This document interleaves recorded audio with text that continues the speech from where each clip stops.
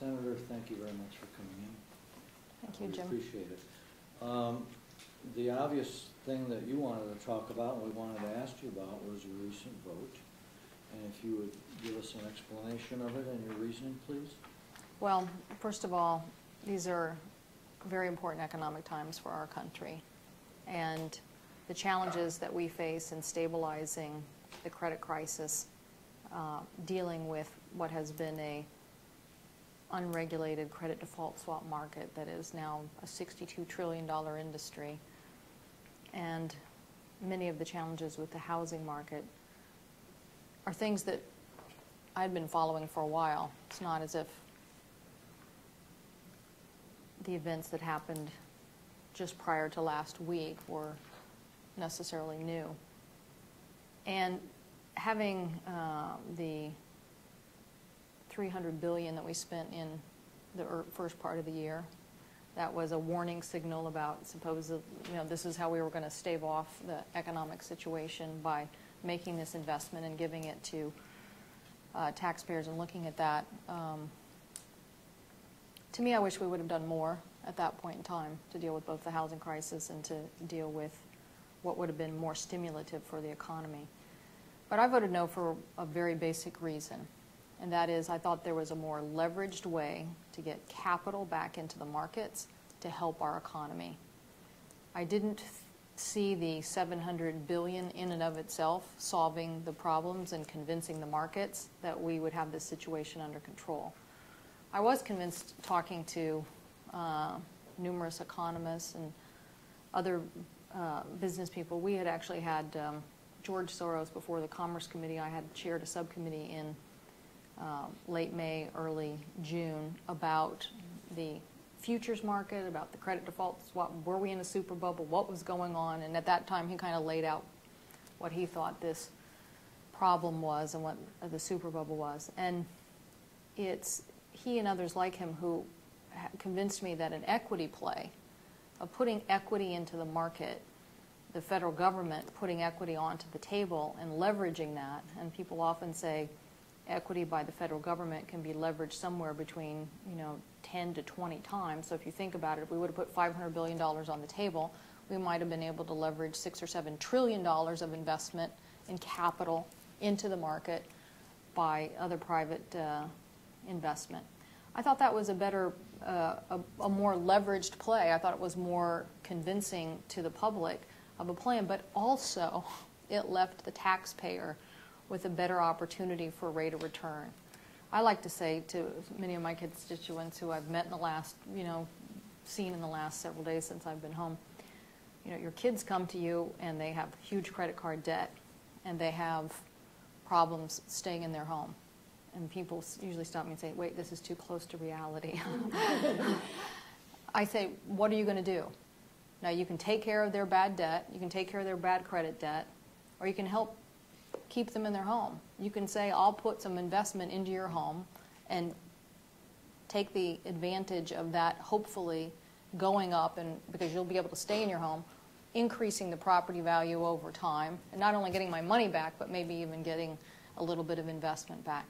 To me, that was a smarter strategy, and I tried to communicate that to my colleagues, and I think Senator Shelby from Alabama, who had basically stepped away from the negotiations, even though he was chair of the banking committee, this is what he thought.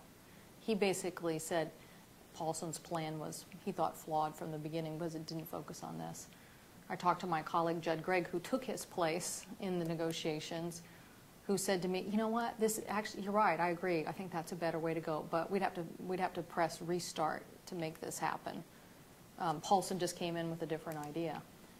And I crafted a simple amendment. It just said, spend $350 billion of the $700 billion this way. Okay, fine. You want to continue to buy bad debt and buy those assets and get them off the book. You want to buy the credit card bill, fine.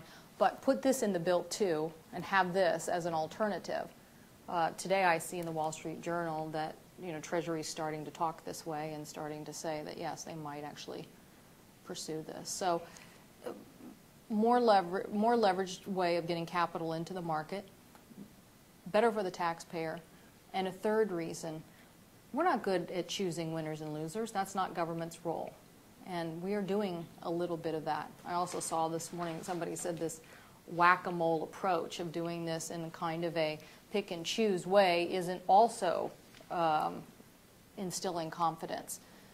We're very good at setting up a program, setting up the rules, setting up the guidelines for it, and then implementing that across the board. And I think the TARP program, which is the the acquisition of these asset programs, is not as specific in its policy focus as an equity program would have been, or some of the things that we've done in the past, where the government provides backing or assurances of capital to the markets. Well, how far did the equity get? It just sounds like it was an amendment that didn't really roll. They didn't let us offer any amendments. But the thing that was interesting about it is that what I would have said is the right and the left were coming together. Very conservatives who probably didn't want to do much thought this was a better approach because they thought it was more protecting of the taxpayer, and Democrats who probably didn't want to do what they thought was a bailout of Wall Street liked this because they also thought that we'd be getting a better return. It's a more traditional approach, things similar to what we had done after the Depression, setting up these kinds of entities and putting the capital into the market or into the mortgage markets. It's a little more traditional. And so I think people would have been comfortable, and other people advocated for it. I mean, there were, as I said, I mean, we had like 200 economists who basically didn't think the way we were going was such a smart idea. But there was a lot of pressure, and there was a lot of pressure by the White House, and a lot of pressure by Paulson, a lot of people to just do this and do it quickly. And while I thought we had to do something, I also tried to push for making the improvements that I thought we could get done. I thought we could get them done on the consent calendar, which would have been increasing the FDIC limit to over, from 100,000 up to 250,000, and doing some of the other things that like was done, though, that was done in the bill. But my point was, I tried to push our leadership into doing that. People wanted to instill confidence in the market, having been in business. I know that there's a big difference between business and politics. In business, you underpromise and overdeliver. In politics, you promise, you paint the picture of the future and try to deliver on it. And so my point to my colleagues is if we would have done these things that we know we could have gotten done like day one, like the FDIC limit, pass that on the consent calendar, and then keep working on the thornier aspects of the problem, even if it took another few days to get that done. But people felt just so rushed, and probably even more rushed after the House failed vote, to just put it out there. And my point is, this is a big problem. It's a very big problem as it relates to credit and the capital markets. It's got some very troublesome underpinnings to it, and it's going to be very difficult to get out of. And so rushing into something that leaves us at $700 billion in debt and then come back to the Congress 2 or 3 weeks later and say, okay, here's additionally how much we need, or come back in January and say this is how much more we need, is going to be very, and I think that's exactly what's going to happen.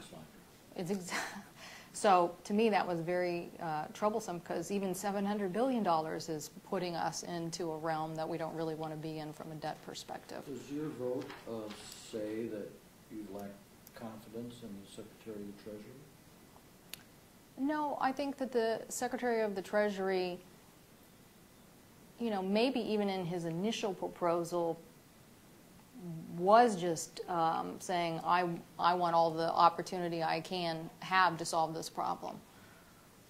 But he clearly was advocating, and still advocates, a debt acquisition program as opposed to this equity program. And it's, having the WAMU situation happen right before this too was also very insightful, because there were things that probably, there was choices and options there that probably would have been different And so it just showed me that the government really was making some choices, and it really was it's scary to think that, here's how these people are making choices. And again, I just think we're better, government is better, when we have a program where we decide these are the policy issues, this is why we're doing this policy, here's the program, here's who can take advantage of the program, and push it out there.